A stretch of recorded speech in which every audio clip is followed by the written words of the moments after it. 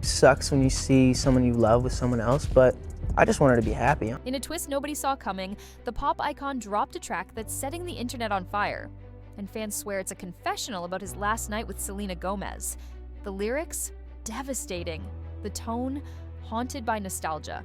Within hours, chaos exploded online. Jelena was trending, fans were in shambles, and theories flew faster than retweets. Is this Justin finally breaking his silence on their love story? Or is it a desperate plea for a second chance? I'm never going to stop loving you. Whether it's closure or a crack in the door, the whole world is listening, and we're breaking it all down. Let's get into it. Back in March 2025, Selena Gomez dropped a collab album with her fiancé Benny Blanco titled I Said I Love You First. The entire project? Breaking charts, breaking hearts. But it's track 9, How Does It Feel to Be Forgotten, that detonated Stan Twitter. Fans weren't ready. This track isn't just a breakup ballad, it's a lyrical weapon. The vibe, brooding, elegant, and laced with venom. And fans are convinced every word is a surgical strike aimed directly at Justin Bieber. When Selena sings, "'Cause you walked in, big grin, talking like we're friends. Honey, what were you thinking?" It's not subtle. It's a cinematic diss. He loves me. I love him. Look at you. Just look at you now. No need to name names. The picture's already painted. And the fans? They're eating it up. The chorus doesn't hold back. It swings hard. You're so embarrassing. Go cry when no one's watching. I can't imagine it. How does it feel to be forgotten? Oof. Direct hit. Fans instantly linked this to Bieber's well-documented emotional moments online. The crying selfies, the soul-bearing captions, and the internet spiraled. Then comes the Spanish outro. Translated, now all is said and done. All is forgotten. A bilingual mic drop. Gomez delivers not just closure, but a cross-cultural farewell. The fans applauding. The timeline in flames. So why is everyone so sure this track is Bieber-coded? It's not just the lyrics, it's the history, it's the timing. The line, "Look at you, just look at you now," mirrors the energy of Gomez's 2019 single, "Look at Her Now." Another anthem widely believed to be about Bieber. This isn't coincidence, it's legacy. And the release date?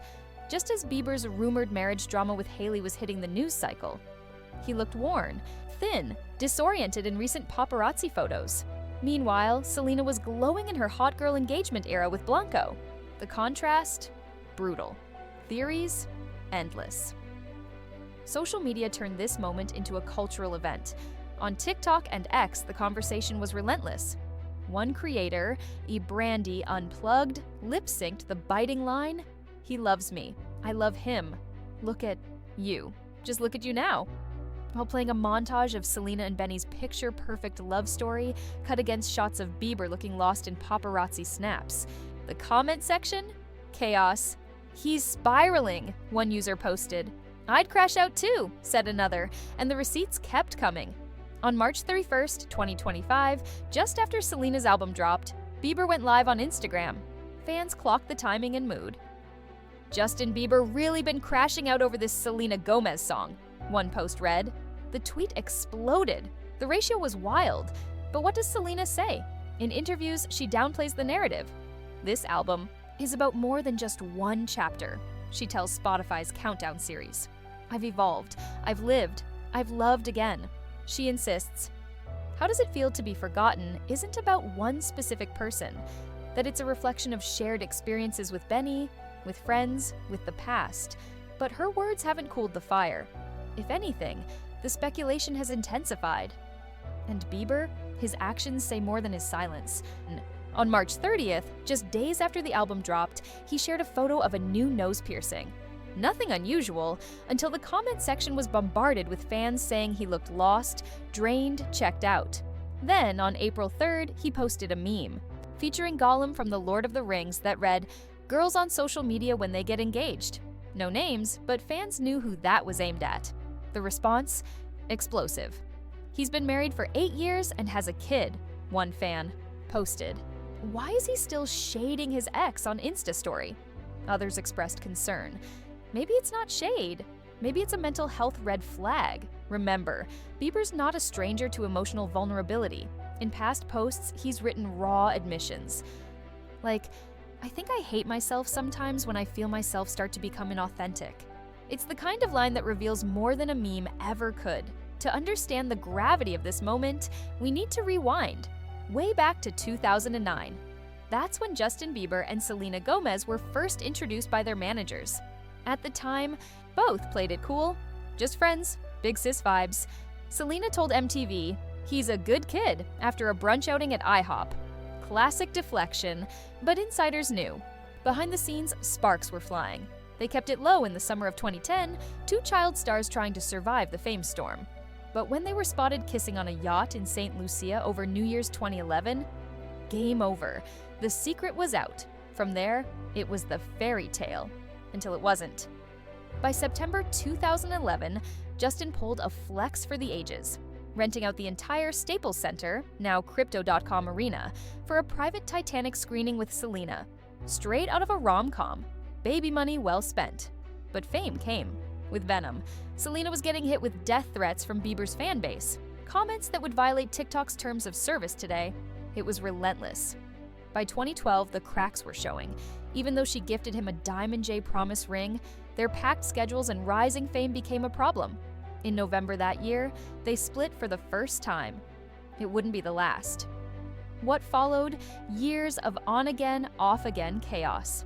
Between 2012 and 2018, it was a carousel of breakups and reconciliations, each one generating headlines, each one producing heartbreak anthems. Then came 2018, the final break. A few months later, Bieber proposed to Hailey Baldwin. By September, they were married. The whiplash was real. Gomez, gutted. Her response came in the form of a song, "Lose You to Love Me," a haunting ballad with lyrics about being replaced in 2 months. The message? Crystal clear. Since then, they've both walked separate paths. Bieber became a father, welcoming a son, Jack Blues, in 2024 with Hailey. Selena found her person in Benny Blanco, soft launching their love before their December 2024 engagement. But the echoes of the past, still loud. And the fans, still listening.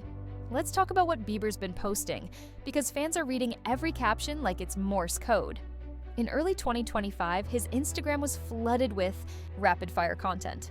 Cryptic memes, unfiltered videos, fluctuating moods. One moment, it's Gollum mocking engagement culture. The next, it's a dead-on-arrival cat video paired with an oddly peaceful caption. The message wasn't just in the posts, it was in the timing. Every drop seemed to land right after Selena's album with Blanco went live. Fans? Convinced. To them, it was emotional whiplash. Bieber spiraling while Selena soared. Meanwhile, fan theories got even messier. People weren't just decoding his captions. They were predicting a comeback, a musical response, a clapback anthem. TikToks blew up with side-by-side comparisons. Gomez glowing in love, Bieber stuck in his flop era. One viral post flat out said, "She moved on, he's still crashing out." And then came the breadcrumbs. In January 2025, Bieber soft launched a snippet of a new track on Instagram, a rap-style banger, flex-heavy, confrontational, and layered. With emojis, a projector, a writing hand, a devil mask fans immediately screamed, "He's cooking something for her!" And the dots began connecting themselves. Even producer MKG Low-Key confirmed it. In a New York Times interview, he teased being in the studio with Bieber in late 2024, a timeline that overlaps perfectly with Selena's album planning and engagement drop. Coincidence? The internet doesn't believe in those anymore. But here's the twist. This wouldn't be the first time Bieber poured his heart into a track about Gomez. Purpose, 2015, was practically a diary in album form, and every track was dripping in Jelena history. So the idea of a new response song? Not far-fetched, not at all. The big question isn't if Bieber will respond, it's how.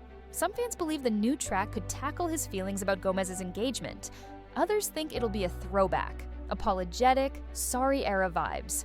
And then there are those, expecting full-blown shade, aimed straight at Selena's lyrics. But let's be real, there's a lot standing in the way of a diss track. For one, Gomez is actively rejecting the narrative. She's said repeatedly that "I Said I Love You First" isn't a Bieber album, it's about evolution, growth, life with Blanco. During a Spotify interview, she made it clear, most of this album has nothing to do with what people think it does. She urged fans to broaden their lens, to stop boiling her down to one: relationship. And then there's Bieber's current era: husband, father, healing. Would he really risk all that for a lyrical jab? His recent posts suggest he's in a reflective headspace, talking about authenticity, mental clarity, the risks of losing yourself trying to please others. A diss track might satisfy fans, but it could damage everything he's built with Hailey and Baby Jack. Not to mention, the public has a long memory and short patience for celebrity feuds that feel regressive. Plus, Bieber's been in a musical slump. His last album, Justice 2021, dropped 4 years ago. Since then, he's been dealing with serious health issues, including Ramsay-Hunt syndrome.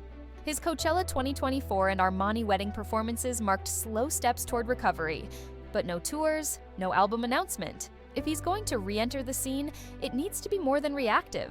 It needs to be strategic, elevated, clean. But if history tells us anything, it's this: both Justin and Selena have always used music as therapy. When they couldn't say it out loud, they sang it. And fans, still holding every lyric under a microscope. Let's rewind to the early years, because this musical ping-pong between Selena and Justin didn't start yesterday. Bieber's 2013 compilation journals was practically a sonic diary. In a radio interview, he confirmed All That Matters was about Gomez, saying she was all that mattered. And the lyrics, full of longing and locked-in love. Heartbreaker from the same era, pure ache. He tweeted it was for anyone going through heartbreak like I was. And fans knew. That meant her. But the crown jewel of Sad Boy Bieber? Nothing Like Us, a raw acoustic ballad that Billboard once called the most cripplingly sad song he's ever recorded. Lines like, "Don't give you all my love, I guess now I got my payback." They hit different. Fast forward to Purpose, 2015, and the Gomez echoes are louder. On Ellen, Bieber confirmed What Do You Mean was inspired by her, a reaction to mixed signals and emotional confusion. He also admitted Sorry was partially an apology to Gomez.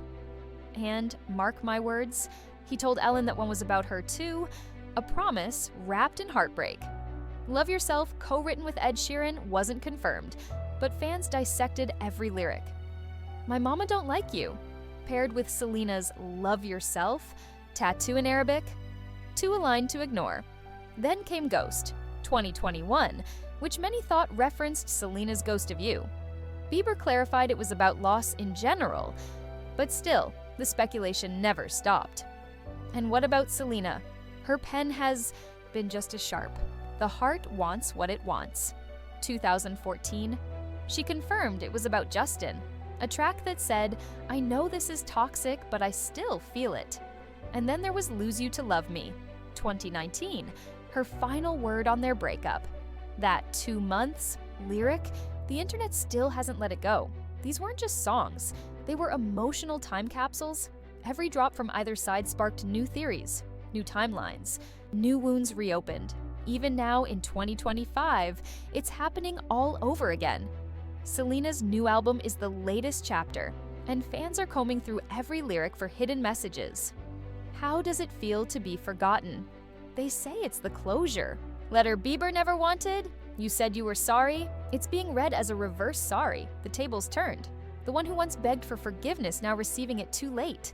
Bieber fans aren't just listeners, they're detectives. And Selena's lyrics? They're the case files. And then there's the history, the publicness of it all. Gomez and Bieber weren't just a couple, they were an era. Their breakup was like a reality show, played out in Instagram captions, red carpet photos, and cryptic quotes. So when Selena drops an emotionally charged album while in a healthy relationship, the internet can't help but think, this is her victory lap, but she's not throwing punches, at least not directly. In interviews, she's been firm. These songs are about what I've lived through, not just one person. And when she mentions shared history and mutual growth with Benny Blanco, it sounds like peace, not war. Still, fans refuse to let go of the triangle. Selena, Justin, Hailey, 3 names. Infinite interpretations. Because here's the truth. Whether intentional or not, every release feels personal. And in the court of pop culture, intent doesn't matter. Impact does. Let's zoom in on the most talked about track, Don't Want. To Cry, this one? It cracked the internet. The line that had everyone clutching their chest. "You kissed her right in front of me like I'm not even there." Fans exploded. Is this her reliving the moment Justin flaunted his new love? Theories swirled that it wasn't just about a random ex, but a direct reference to Bieber and Hailey's whirlwind romance in 2018. And then there's "Don't Take It Personally." The pre-release snippet already had gossip blogs writing dissertations. Lines like, "I know the two of you used to talk like every day. You probably got a dartboard with my face right in the middle." This isn't just storytelling, it's confession wrapped in sarcasm. Initially, people assumed she was throwing subtle jabs at Benny Blanco's ex, but then came the plot twist. The album's track-by-track breakdown titled "I Said I Love You First" explained Selena revealed something no one expected. That song? It wasn't even from her perspective. Fans' jaws dropped. She said it was written from the viewpoint of someone who actually said those words to her, someone who had told her to let go, which flipped the entire narrative. Now fans are asking, wait, was that Hailey's perspective? The lyrics suddenly hit differently. "He sleeps in my bed. I met his parents. It's official. He doesn't want you." No, he doesn't want you. Whether fact or fiction, the delivery, flawless. It's the kind of reverse role storytelling that throws gasoline on fan speculation. And Selena, she doesn't confirm or deny. She lets the music talk. Then came the gut punch. "Younger and hotter than me." If there was ever a song that sounded like someone confessing their quietest insecurity out loud, it's this one. The lyric that stopped everyone in their scrolls. "All the girls at this party are younger and hotter than me, and I hate myself more for thinking you were different." Oof. Selena didn't just open a wound, she exposed it, raw and unfiltered. At first glance, it felt autobiographical, like Gomez reliving the insecurities of being replaced by someone 4 years younger. But then came the twist. Some fans believe this one isn't from Selena's POV either. They think she's channeling someone else's inner spiral. And yes, they mean Hailey. The line, "Pictures of you at the movies. Is she younger and hotter than me?" has fans convinced this is a reverse narrative. Selena imagining what Hailey might have felt when dealing with her husband's past. Whether intentional or a narrative sleight of hand, the effect is magnetic. It keeps fans replaying, decoding, theorizing, exactly what fuels virality. And then there's "You Said You Were Sorry." It's moody. It's regret-soaked. It's giving unfinished business. It doesn't scream revenge. It whispers reveal. The track doesn't name names, but the energy is unmistakable. It feels like the end of something the world watched begin. And in Isir, typical Selena fashion, it's not just about calling someone out. It's about cleansing something out of her. She's always used music as catharsis. This track feels like a final purge. And that's the difference with Selena. She doesn't just release music, she releases chapters of herself. With "You Said You Were Sorry," it's not about revenge. It's about release. She's not crying over the past. She's narrating. It's burial. The lyricism is sharp but personal. She's not swinging for headlines. She's excavating emotion. The kind of regret that isn't loud. It lingers, like something you wish you could forget, but know you never will. And here's what fans are realizing. This isn't about one man. It's about many moments. Not just a breakup, a rebirth, not just heartbreak, reclaiming narrative. Her social media reflects the same energy.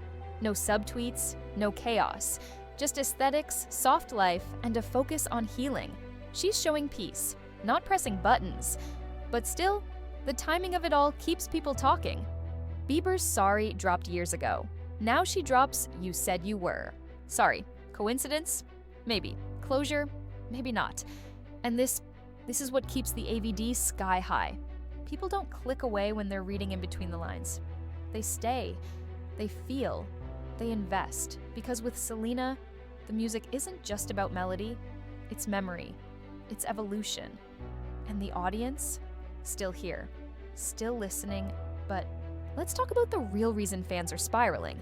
It's not just about Selena's lyrics, it's about what they represent. A mirror to Bieber's past. Back in 2015, when Justin dropped Sorry, the internet saw it as his apology letter to Selena. Now in 2025, Selena flips the script with You Said You Were Sorry. And suddenly, it feels like her turn. The lyrics? Thick with unspoken truths. Apologies that came too late. Words that didn't match actions. Fans don't just hear it, they relive it. And that's the trap Bieber can't escape. No matter how far he's moved on, musically, emotionally, domestically, he's still the ghost in Selena's discography. Still the reference point. Still the silhouette. The internet won't let it die. That's the burden of being part of a public love story, especially one this mythologized. And now, with I Said I Love You First, Selena isn't rehashing old drama. She's reclaiming the emotional weight of it. Her lyrics aren't a hand extended, they're a door closing. And that subtle power shift, fans can feel it. Even critics are starting to admit, this isn't just a breakup album, it's a declaration. Selena Gomez is done playing the muse. She's the author now, and the fact that we're still here, still dissecting lyrics, still interpreting captions, still comparing timelines, proves it. She doesn't have to keep the conversation going. She is the conversation. The internet isn't just unraveling Selena's lyrics, it's spiraling into the fallout. And now Hailey Bieber has entered the chat in a way that no one expected. As Selena's fanbase continues dissecting every line of I Said I Love You First, many believe the album throws subtle shade not just at Justin, but at Hailey too. And for the first time in years, Hailey isn't staying silent. Reports suggest that she's considering legal action against what she sees as a wave of defamation, fueled by Selena's fanbase and stoked by media speculation. In an age where public opinion is shaped in comment sections and hashtags, Hailey has reportedly reached out to high-profile legal representation, including Lisa Moore, the same lawyer who helped Cardi B win a major defamation lawsuit. This isn't just about clearing her name. If she moves forward, it could set a new precedent that celebrities, especially women constantly villainized in fan wars, can push back against toxic internet narratives. Hailey has publicly tried to stay above the drama. She's posted about peace focused on her marriage stayed out of direct conflict, but with each wave of backlash tied to Selena's releases, the pressure has mounted. And now, she's drawing a line. What makes this even more explosive is the timing. Hailey's rumored legal move comes just as fans are accusing her of orchestrating Justin's comeback. Not organically, but in response to Selena's rising. Musical moment. The whispers are growing louder. Is Justin dropping a new album out of genuine inspiration? Or is this a strategic countermove? Some critics say Hailey is trying too hard to play industry mastermind, always placing herself in the orbit of Selena's momentum instead of building her own narrative. And as usual, the internet is split. Justin is painted as the emotionally volatile one, prone to mood swings and mysterious posts, while Hailey plays the image of calm, at least on the surface. Meanwhile, Selena and Benny Blanco appear untouched by the chaos, releasing music, glowing online, and staying out of the mess. But the triangle refuses to disappear. Every time Justin or Hailey posts, the internet looks for clues. Every Selena lyric becomes an open-ended question. And that's the curse and blessing of their story. It's too cinematic to forget, too dramatic to leave alone. Fans don't just follow the music, they follow the movement. And right now, that movement is pulling all three names into the same orbit again.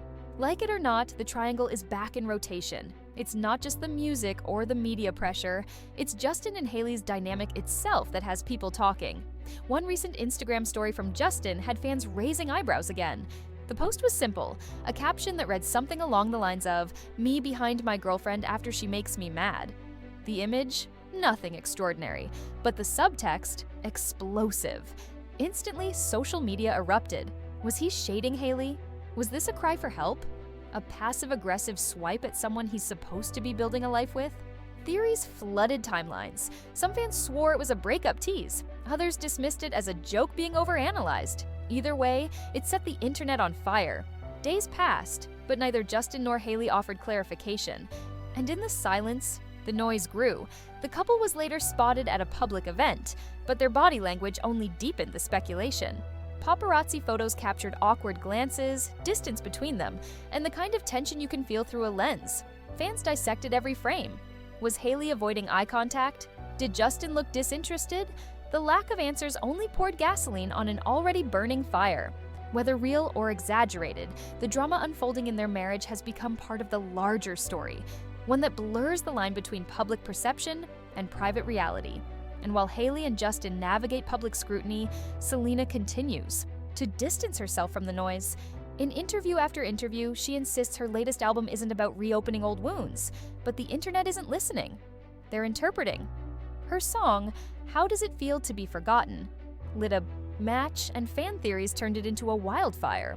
Whether she meant to or not, the timing, the lyrics, the tone, it all feels perfectly aligned with the narrative fans already want to believe. And this is where the real tension lies. Selena and Justin's love story didn't just play out in real time. It left breadcrumbs across platforms, songs, and headlines for over a decade.